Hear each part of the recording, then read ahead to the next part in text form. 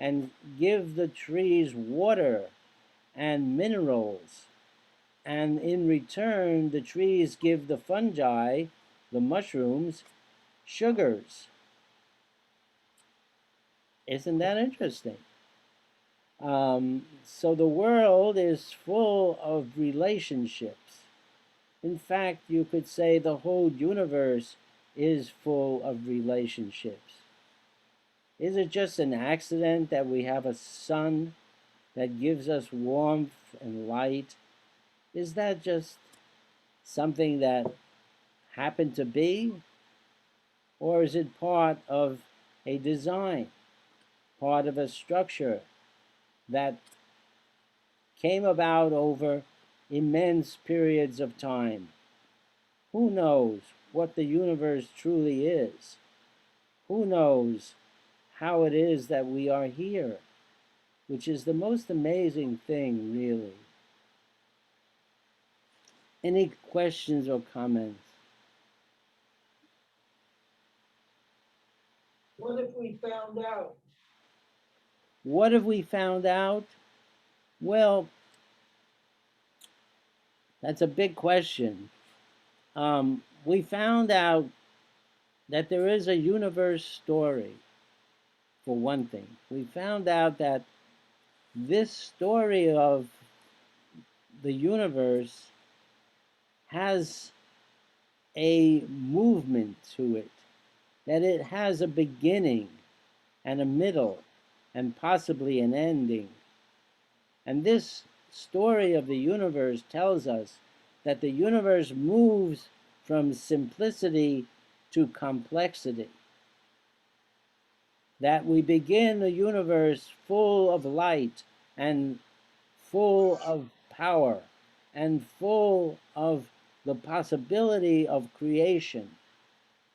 In the first few moments of the universe, we are told now that there was a tremendous explosion and expansion of matter and energy, the likes of which we cannot even conceive of. And most of the universe, we think, was destroyed actually in that expansion or explosion. But some remain, and we are that some. We are that little piece of the universe that remain. And this became the basis, the foundation, this beginning of the universe became the basis and foundation for everything that came afterward. And what we had in the beginning was the atoms of hydrogen and helium. That's all. No stars, no planets, no water, no oxygen, no life, nothing but hydrogen gas and helium gas. And from that, over millions of years, that gas started to pull into itself, which is amazing right there. And it became denser and denser and warmer and warmer. And lo and behold, stars were born out of that gas. Why should that be? Why should stars come out of gas? You know, that's pretty amazing, right? I mean, why doesn't the gas just get thinner and thinner and fly out farther away, and disappear into the blackness of space? Why did that gas come together and form the first stars? Incredible, you know? And forming a star is not that simple. You have the gas, which is now pulled in by gravity and is quite dense. I guess the gas is sort of like the same density as water, I think I've read. And that dense gas, that hydrogen gas, is heating up, which means that the atoms are rushing around faster and faster, which is how physicists define heat. When something is moving faster, it generates heat. How incredible. And so, but it's not just that heat that makes the star work.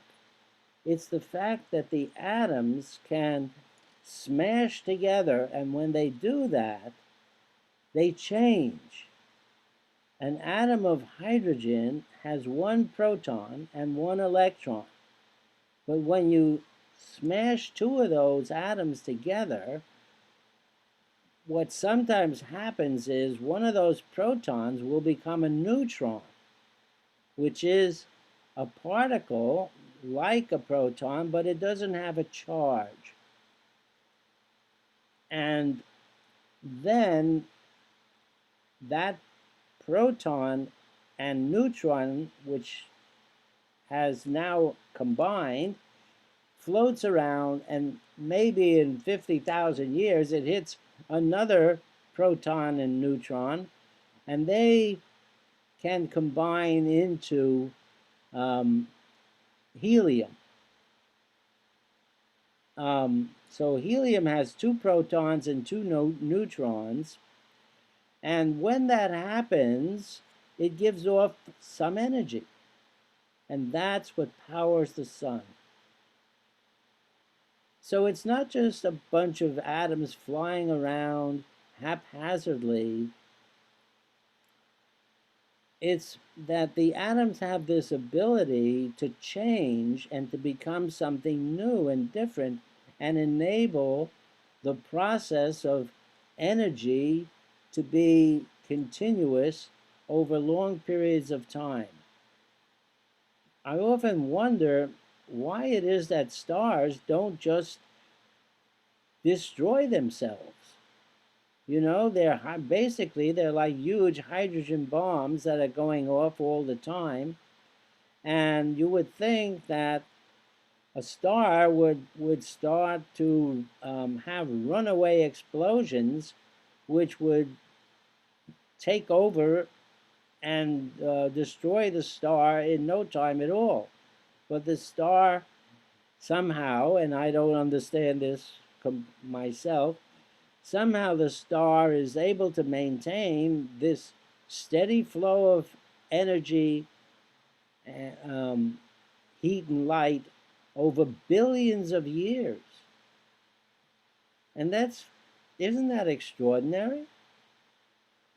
I mean, it took 4 billion years for life on this planet to get to the stage that it's in now. For 2 billion years, there was nothing but bacteria. You couldn't see life on this planet. If you were coming from another planet and you landed here and you looked around, it would look empty and barren, except maybe there might be some coloration on rocks, or maybe in the oceans you might see some slick of green or something. But other than that, you would think this was an empty world.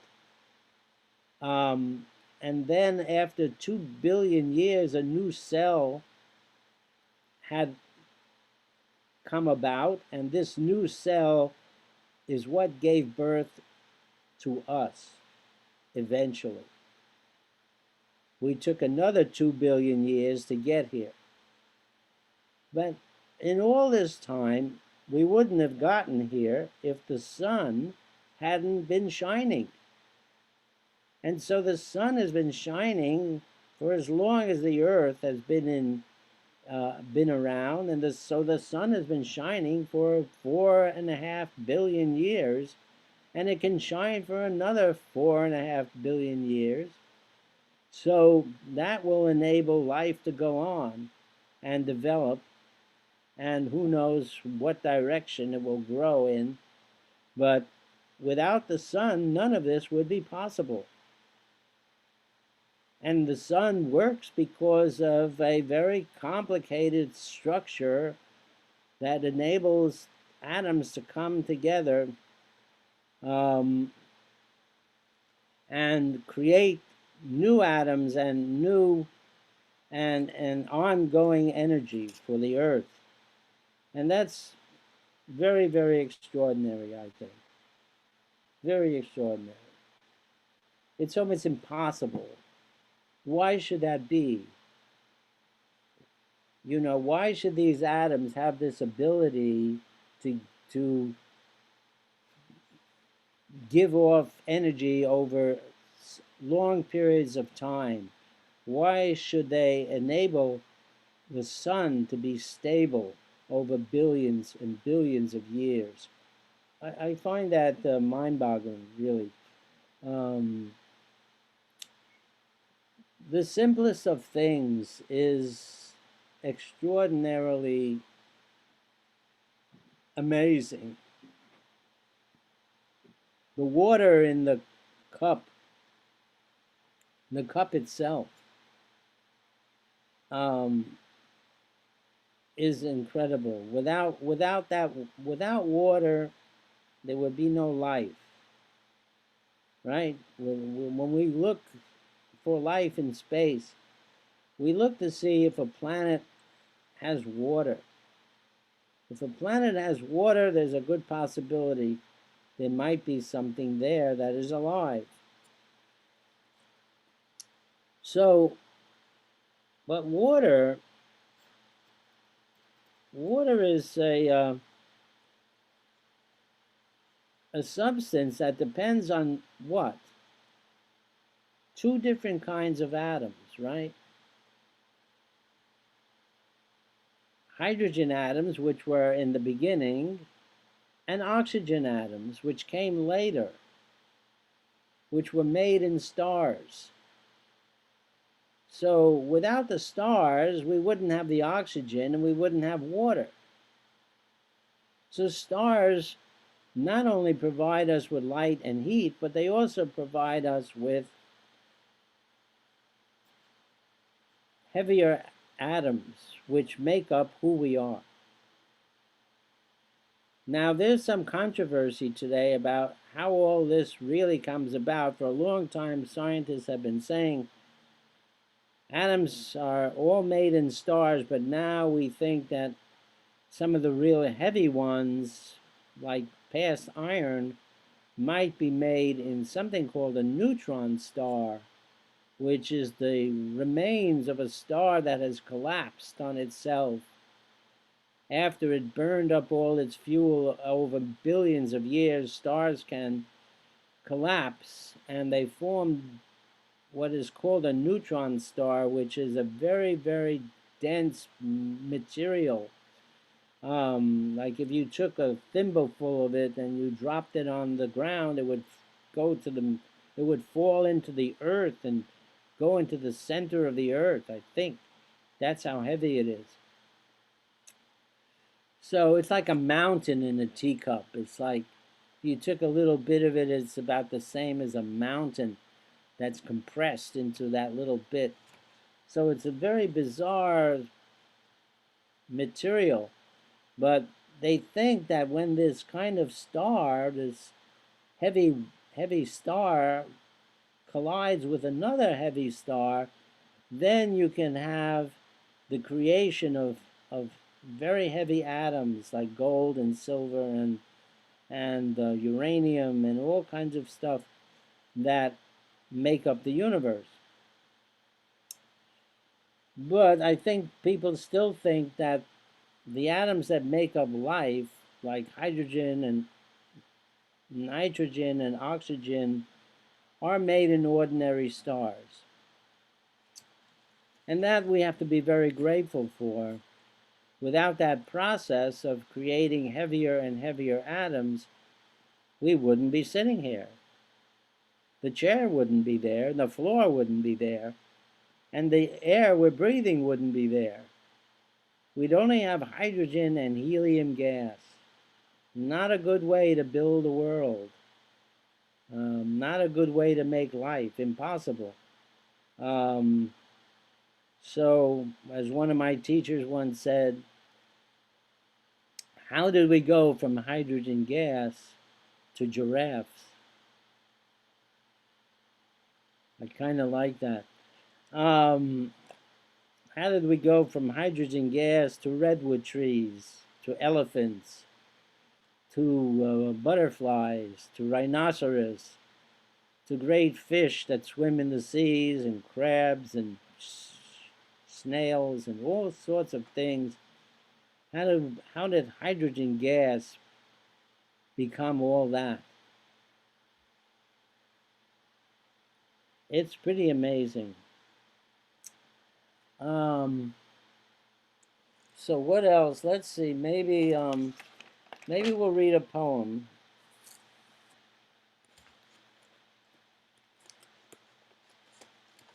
And this is by Mary Oliver, my favorite poet, and it's called "Lingering in Happiness."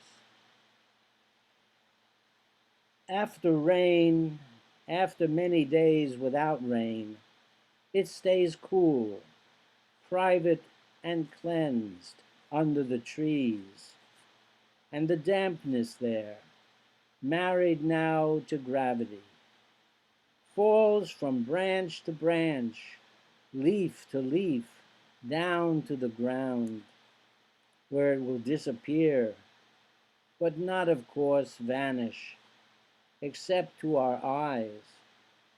The roots of the oaks will have their share, and the white threads of the grasses, and the cushion of moss. A few drops, round as pearls, will enter the mole's tunnel, and soon so many small stones, buried for 1,000 years, will feel themselves being touched. Wonderful poem. Does anything particular strike you? Any line in that poem?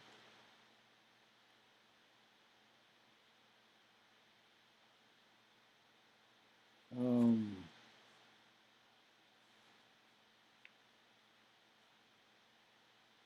I like this line where it says the moisture which is falling down leaf to leaf, where it will disappear but not, of course, vanish. And that's one of the extraordinary things about this world, that things don't vanish. That a cloud is going through the air, and it may look like it vanishes sometimes. If you've ever sat and watched the clouds, sometimes they disappear right before your eyes. But that doesn't mean they're not there. That means that the moisture in the cloud has separated and become part of the air, and it's still there. One of the strangest things, I think, is that scientists say that we still have the great the most we still have most of the water that we started out with on the earth, that it hasn't evaporated out into space, which is quite amazing. On Mars it has. On Mars the conditions weren't good, and the water evaporated that was on the surface of Mars, which we know because we find places that look like they were rivers at one time. Um, but there's no rivers anymore on Mars, and we think it's simply evaporated into space. But the Earth has an atmosphere that's heavy enough to hold the water from evaporating out into space. And so it continually circulates around and around and doesn't disappear into the blackness of the universe, which is why we're still here. And I think that's pretty amazing. They say that things don't can't be destroyed, created or destroyed. Like you can light a candle and when that candle is burned, it looks like there's nothing left, but in reality, the gas, that candle has turned into gas and is now floating around somewhere out there. You cannot destroy the atoms, or not easily anyway. You cannot destroy the atoms that make up things. They can only go from one form to another. And I think that's pretty extraordinary. So we are in a universe that was created and, as far as we know, is not being continually created, but is recycling itself. And that's amazing, I think. Um, any questions or comments?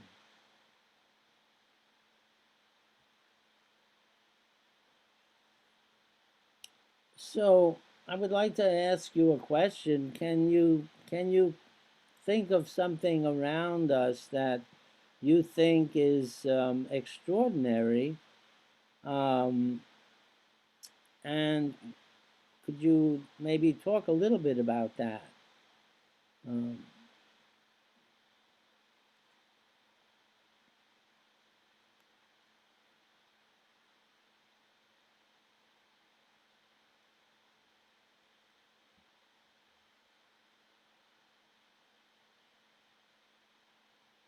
hmm.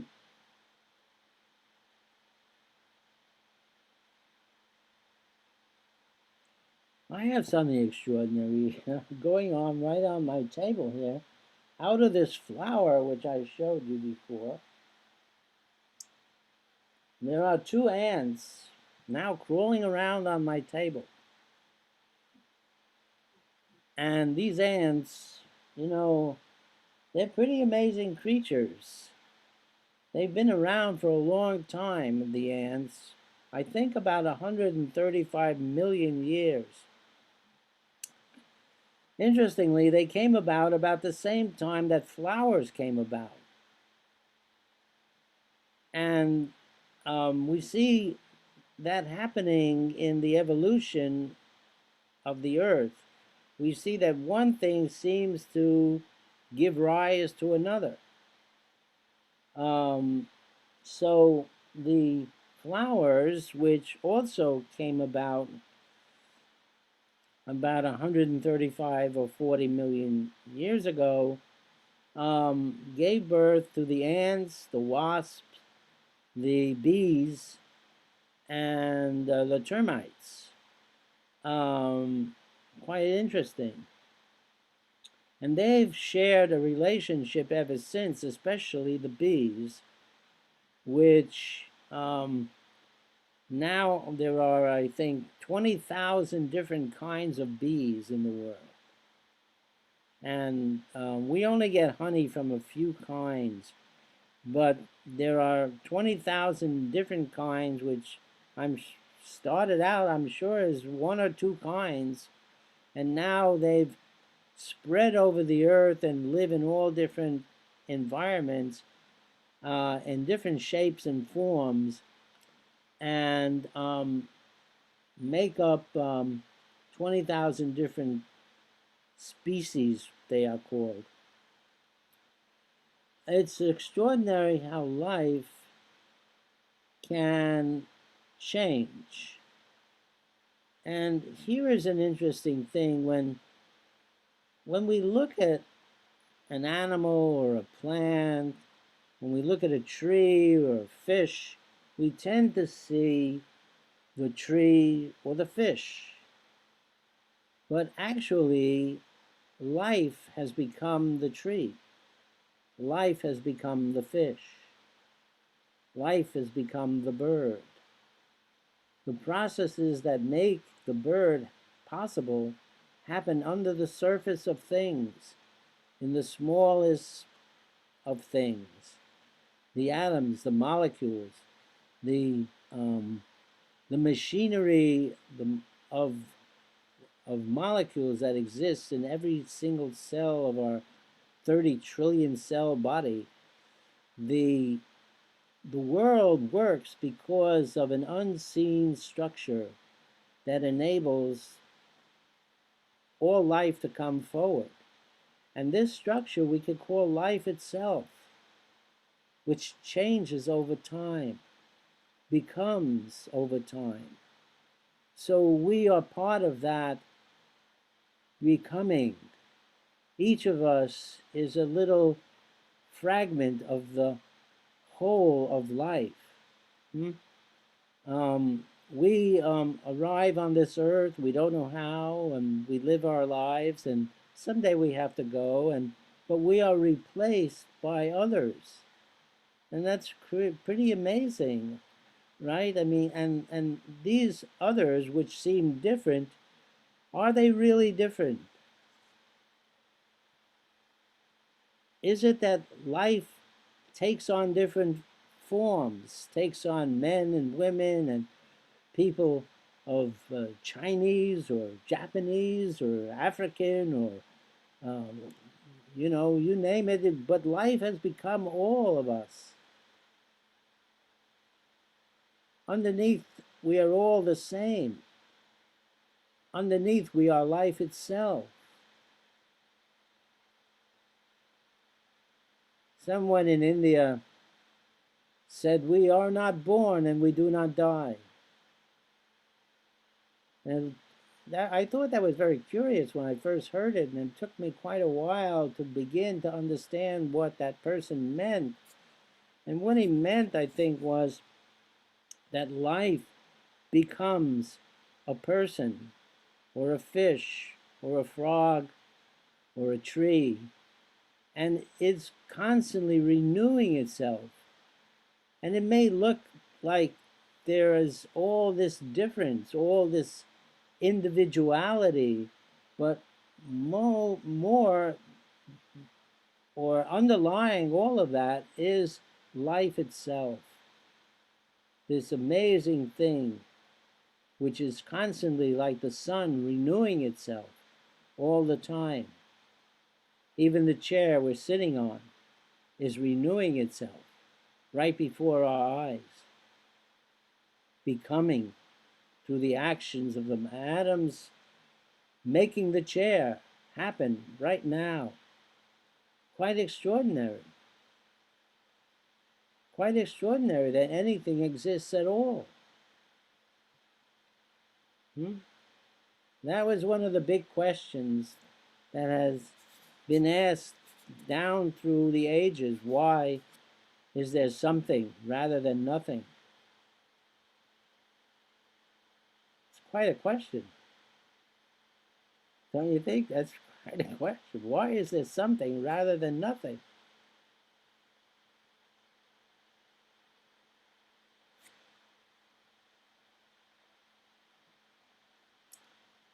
So we talk about the unanswerable, right? To talk about the unanswerable is to enter a different dimension, is to free ourselves from our ordinary way of thinking and to go into a wider understanding. Jesus' disciples often asked him when the kingdom was coming, when the kingdom of God when will the kingdom of God arrive? And he said, if you expect the kingdom to come in the sky, the birds will get there first. If you expect the kingdom to come out of the sea, the fish will get there first. And he said, the kingdom is within you and without. The kingdom is stretched out before us, but people see it not. This magic, this mystery, this wonder which we call life in our existence can be said to be the kingdom of a great mystery beyond understanding. or at least beyond present understanding. Maybe if we contact people out there on other worlds, maybe they'll tell us what it's all about, how it came to be, where it's going. Or perhaps they don't know either.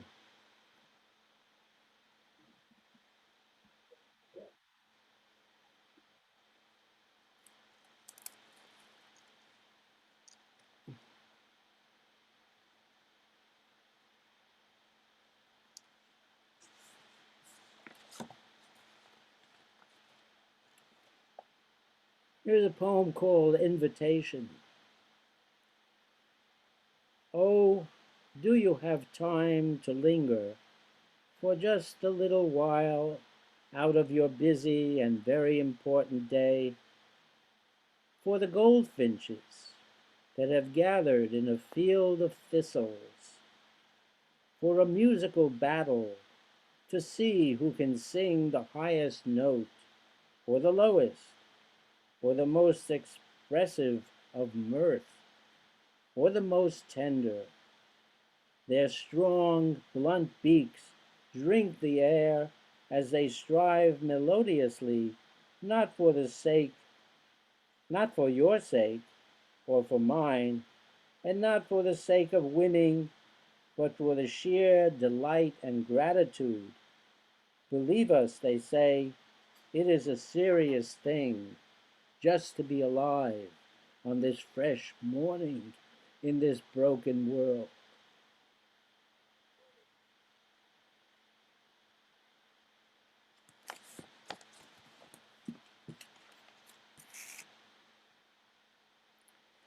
So I'm glad to be with you today. I'm glad that you are listening and that you are considering these, what I've worked to understand, and how we can take a moment to look at the world in a different way than we ordinarily do. Hmm? One of my teachers said, you are not the center. The universe is the center.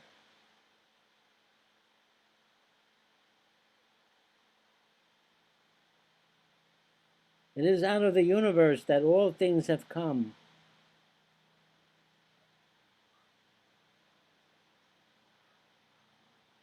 We are but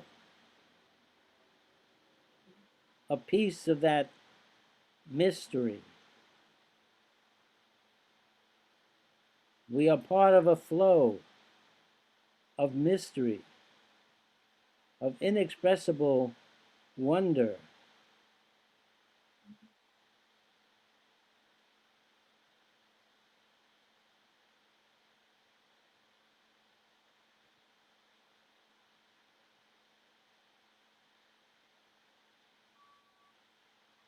And what is the center of this wonder?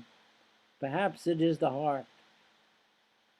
Perhaps it is the heart that beats and feels and expresses itself beyond the mind, beyond thought. I think that was the message of the Buddha, of Muhammad, of, of Jesus, that this heart was to be recognized,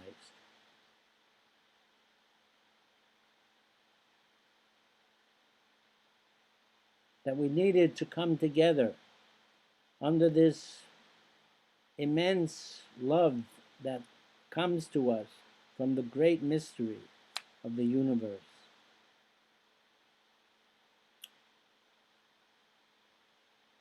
I want to thank you all for listening today. I want to thank you for being here today.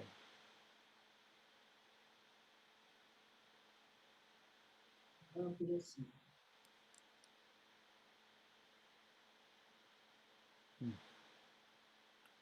Hopefully, we'll see each other next week. Hopefully. Yes. Be well. You too. Thank you. Thank you. You too.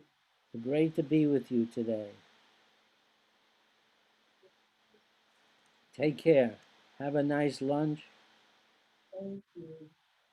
Enjoy.